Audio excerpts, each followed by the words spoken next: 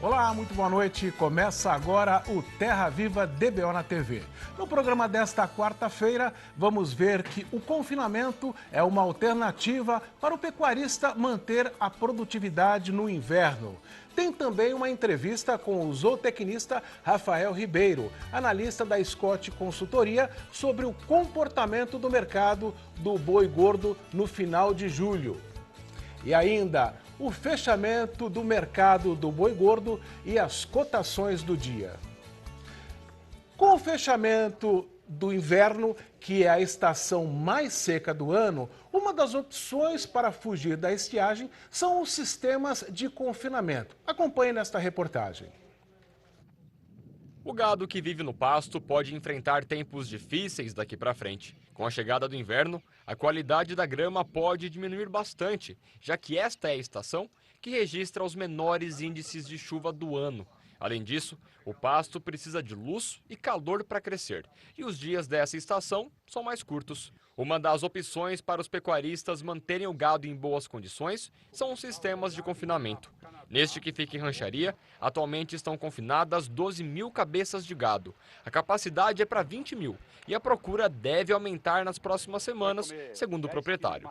O pasto começa a secar, automaticamente vai perder a proteína, ele vai precisar suplementar com nutrientes de fora. O que ele faz? Ao invés dele fazer isso na casa dele, ele vai para uma firma especializada, no caso um boitel, né? E o boitel engorda o boi para ele, é rapidinho. O tempo de confinamento dos bois por aqui dura normalmente 3 meses. Por conta da ração especial que é preparada para eles, algumas raças podem engordar até 2 quilos por dia. A ração é uma mistura de soja, milho, polpa cítrica e outros nutrientes e vitaminas. Os bois são alimentados várias vezes ao dia, por isso a engorda acontece em tão pouco tempo. Sistemas como esse também facilitam a venda do gado para frigoríficos. Pessoal de outros estados, como Mato Grosso do Sul, Goiás, Minas Gerais, nós ajudamos uma parte do frete, a gente banca essa parte do frete e nós bancamos também uma grande parte do ICM. Então a pessoa vai pagar o ICM lá e vai ser reembolsado por uma grande parte aqui pela gente. Essa parceria acaba compensando então para o produtor, né? Sai mais barato. A diferença entre o Mato Grosso, Goiás ou Minas Gerais com a nossa aqui de São Paulo passa a ser quase que insignificante. Normal, ele vai agregar um preço, que a gente sabe que em outros estados em volta de São Paulo os preços são menores, ele vai trazer o boi para cá, nós vamos vender em preço de São Paulo, que a diferença é muito grande. Hoje a diferença é mais de R$10 por arroba, e isso sempre ajuda, agrega valor, né? Com certeza vai ajudar o parceiro da gente. E o fim do alto embargo das exportações de carne bovina para a China desde a semana passada tem dado ânimo ao mercado do boi gordo. E para falar sobre o comportamento do mercado, eu converso agora por Skype com o zootecnista Rafael Ribeiro, analista da Scott Consultoria. Rafael, boa noite para você. Obrigado pela participação mais uma vez aqui no Terra Viva DBO.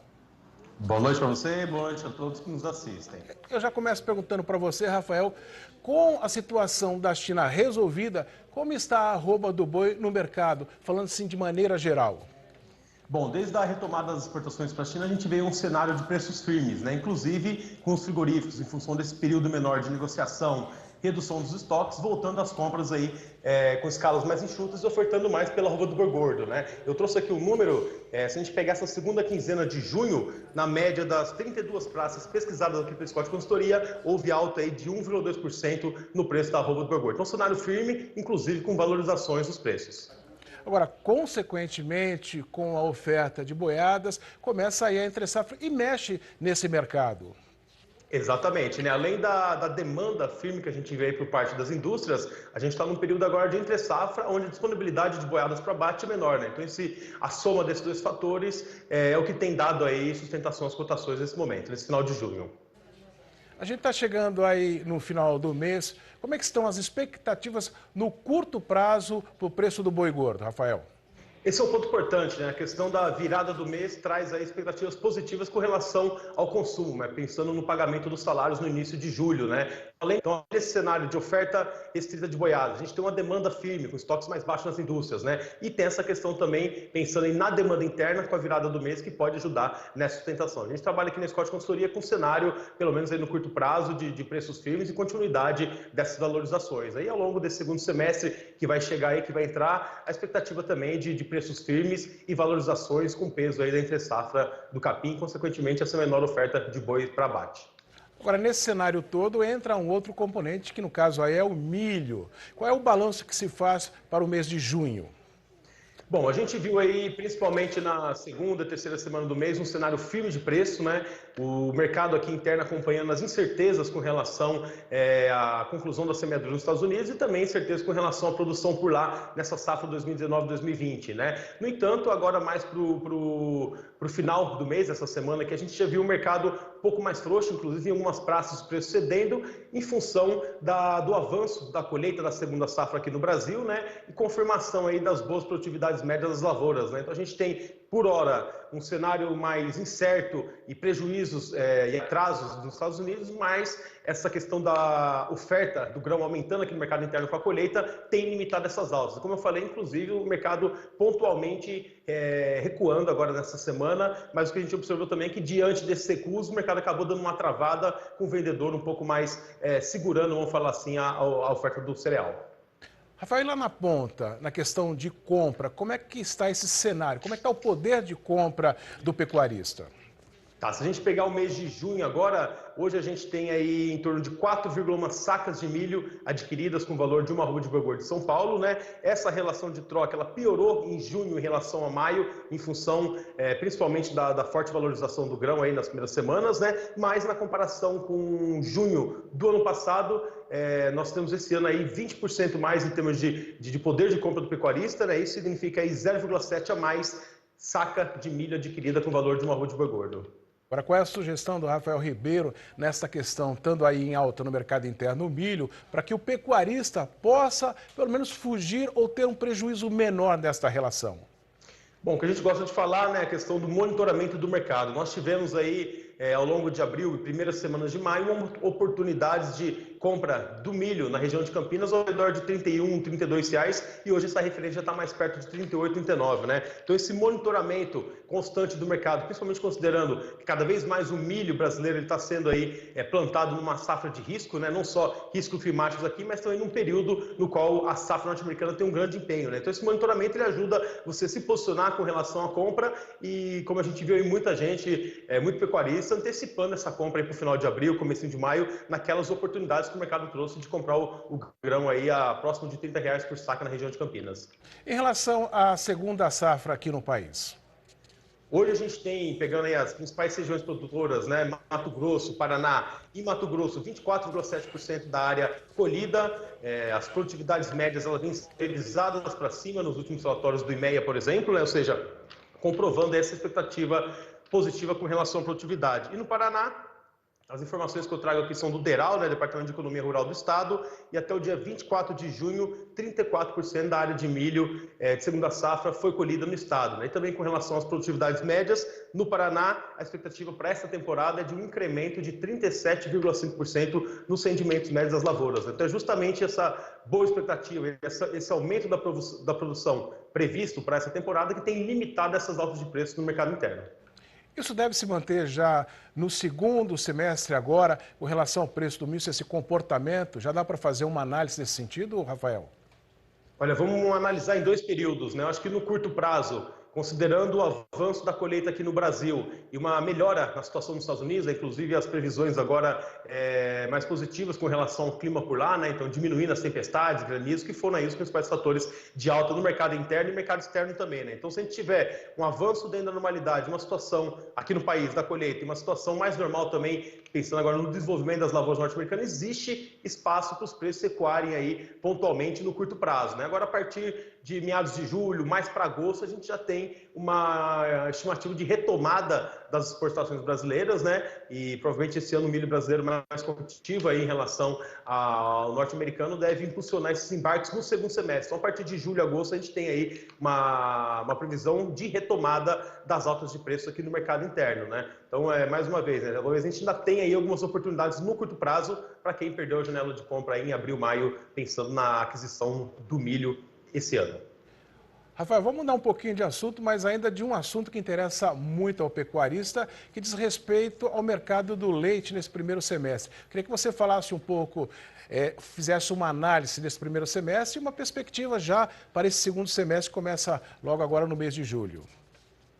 Certo. Com relação ao leite, eu destacaria aí a valorização nos primeiros 5 meses do ano, né? Até o pagamento de maio a gente viu alta no preço. Essa semana agora nós estamos fechando a nossa pesquisa aqui junto às indústrias, junto aos produtores, e já mostra um cenário com mais de estabilidade, inclusive com uma pressão de baixa sobre os preços do leite no sul do país, né? Então aquele movimento de alta perdendo força agora no final do semestre, né? Mas de uma maneira geral, eu acho que para o produtor de leite, essas valorizações acompanhadas de um custo de produção menor, ela ajudou na margem da atividade nesse primeiro semestre, né? Mas agora a gente tem o que a gente viu na realidade nesse semestre e um cenário muito diferente do ano passado é a questão da demanda, né? Então, na ponta final da cadeia, a gente ainda tem um cenário de consumo fraco e mesmo nesse momento agora que a gente tem aí São Paulo, Minas, Goiás, queda na produção, né, caminhando para a estabilidade, a gente tem aí hoje um cenário mais frouxo de preço e já apontando aí para o curto e médio prazo nessa virada do mercado já com pressão de baixa, né? E o segundo semestre, a partir de setembro, outubro,